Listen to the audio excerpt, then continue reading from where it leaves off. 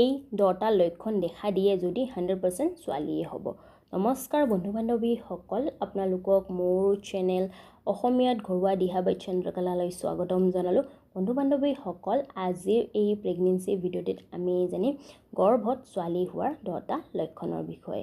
বন্ধু বান্ধৱীসকল, কি হয় যেতিয়া এজনী মহিলাই গৰ্ভধাৰণ কৰে তাৰ পিছত কি হয়, গৰ্ভৱতী মহিলাৰ জনাৰ উৎসুকতা থাকে যে তেওঁৰ গৰ্ভত থকা শিশু কি হয়, ল'ৰা হয়নে ছোৱালী হয়। লগতে তেওঁৰ পৰিয়ালবৰ্গৰো জনাৰ উৎসুকতা থাকে যে গৰ্ভৱতী মহিলাৰ গৰ্ভত থকা শিশু কি হয়, ল'ৰা হয়নে ছোৱালী হয়। এনেতে তেওঁলোকে বিভিন্ন ধৰণৰ উপায় কৰি থাকে বা লক্ষণৰ দ্বাৰা জানিব বিচাৰে যে গৰ্ভৱতী মহিলাৰ গৰ্ভত থকা শিশু কি হয়, ল'ৰা হয়নে ছোৱালী হয়। বন্ধু বান্ধৱীসকল, আপোনালোকে জানে যে ভাৰতত লিংগ পৰীক্ষা কৰিব নোৱাৰি। ভাৰতৰ লিংগ পৰীক্ষা কৰাটো দণ্ডনীয় অপৰাধ হয়। আপোনালোকে কোনো ধৰণৰ মেডিকেল হেল্প ল'ব নোৱাৰে, ঠিক আছে। কিন্তু এনেকুৱা কিছুমান উপায় আছে বা লক্ষণ আছে যাৰ দ্বাৰা আপোনালোকে গম পাব পাৰে যে গৰ্ভৱতী মহিলাৰ গৰ্ভত থকা শিশু কি হয়, ল'ৰা হয়নে ছোৱালী হয়। আৰু গৰ্ভাৱস্থাৰ সময়ছোৱাত এজনী গৰ্ভৱতী মহিলাৰ শৰীৰত বিভিন্ন ধৰণৰ পৰিৱৰ্তন দেখা যায়। শাৰীৰিকভাৱে হওক, মানসিকভাৱে হওক বা হৰমনৰ পৰিৱৰ্তনো দেখা যায়। আৰু বন্ধু বান্ধৱীসকল, এইখিনিতে মই আপোনালোকক কৈ দিওঁ যে মোৰ চেনেলে কোনো লিংগ ভেদভাৱক ছাপোৰ্ট নকৰে।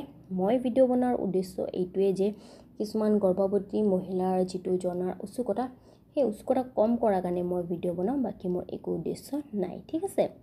তেন্তে আহক বন্ধু বান্ধৱীসকল, এতিয়া আমি জানো গৰ্ভত ছোৱালী হোৱাৰ 10টা লক্ষণৰ বিষয়ে।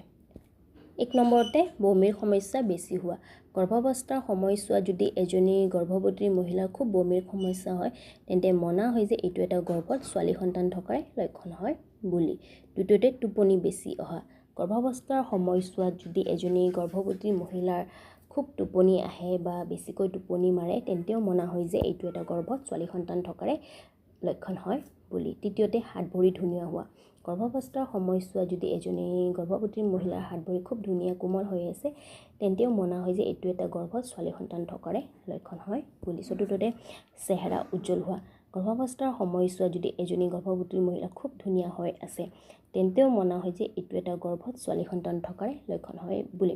পঞ্চমতে খোৱা বস্তুৰ লগত একো সমস্যা নোহোৱা। গৰ্ভাৱস্থাৰ সময়ছোৱাত যদি এজনী গৰ্ভৱতী মহিলাই যিকোনো বস্তু খাব পাৰে, একো সমস্যা নহয়, তেন্তেও মনা হয় যে এইটো এটা গৰ্ভত ছোৱালী সন্তান থকাৰে লক্ষণ হয় বুলি। ষষ্ঠতে শিশুৰ লৰচৰ। গৰ্ভাৱস্থাৰ 3-4 মাহতে যদি এজনী গৰ্ভৱতী মহিলাৰ শিশুৰ লৰচৰ অনুভৱ হয় তেন্তে মনা হয় যে এইটো এটা গৰ্ভত ছোৱালী সন্তান থকাৰে লক্ষণ হয় বুলি। সপ্তমতে ভোক বেছি লগা। গৰ্ভাৱস্থাৰ সময়ছোৱাত যদি এজনী গৰ্ভৱতী মহিলাৰ খুব বেছি ভোক লাগে তেন্তেও মনা হয় যে এইটো এটা গৰ্ভত ছোৱালী সন্তান থকাৰে লক্ষণ হয় বুলি। অষ্টমতে শিশুৰ হাৰ্টবিট যদি প্ৰতি মিনিটত 140তকৈ বেছি হয় তেন্তেও মনা হয় যে এইটো এটা গৰ্ভত ছোৱালী সন্তান থকাৰে লক্ষণ হয় বুলি। নৱমতে চুলি সৰা। গৰ্ভাৱস্থাৰ সময়ছোৱাত যদি এজনী গৰ্ভৱতী মহিলাৰ খুব চুলি সৰে তেন্তেও মনা হয় যে এইটো এটা গৰ্ভত ছোৱালী সন্তান থকাৰে লক্ষণ হয় বুলি। দশমতে বাৰে বাৰে ইউৰিনৰ সমস্যা হোৱা। গৰ্ভাৱস্থাৰ সময়ছোৱাত যদি এজনী গৰ্ভৱতী মহিলাৰ খুব ইউৰিনৰ সমস্যা হয় তেন্তেও মনা হয় যে এইটো এটা গৰ্ভত ছোৱালী সন্তান থকাৰে লক্ষণ হয় বুলি। গতিকে বন্ধু বান্ধৱীসকল, এয়া আছিলে গৰ্ভত ছোৱালী হোৱাৰ 10টা লক্ষণৰ বিষয়ে। যদি আপোনালোকক মোৰ এই ভিডিঅ'টি বা জানকাৰী ভাল লাগিছে তেন্তে মোৰ ভিডিঅ'টো লাইক কৰিব, লগতে মোৰ ভিডিঅ'বোৰ শ্বেয়াৰ কৰিব, লগতে মোক কমেণ্ট কৰি জনাব যে কেনেকুৱা লাগিল মোৰ ভিডিঅ'টি বা আগলৈ কিবা প্ৰেগনেন্সি ৰিলেটেড জানিব বিচাৰিছে কমেণ্ট কৰি জনাব, ঠিক আছে। লগতে মোৰ চেনেলটো ছাবস্ক্ৰাইব কৰিব, তাৰে ওচৰত থকা ন'টিফিকেশ্যনৰ বেলখন প্ৰেছ কৰি দিব, কাৰণ আপোনালোকে যদি ন'টিফিকেশ্যনৰ বেলখন প্ৰেছ কৰে তেন্তে মই আগলৈ এনেকুৱা প্ৰেগনেন্সি ৰিলেটেড ভিডিঅ' আনিলে আপোনালোকে প্ৰথমতে ন'টিফিকেশ্যন পাই যাব। ধন্যবাদ।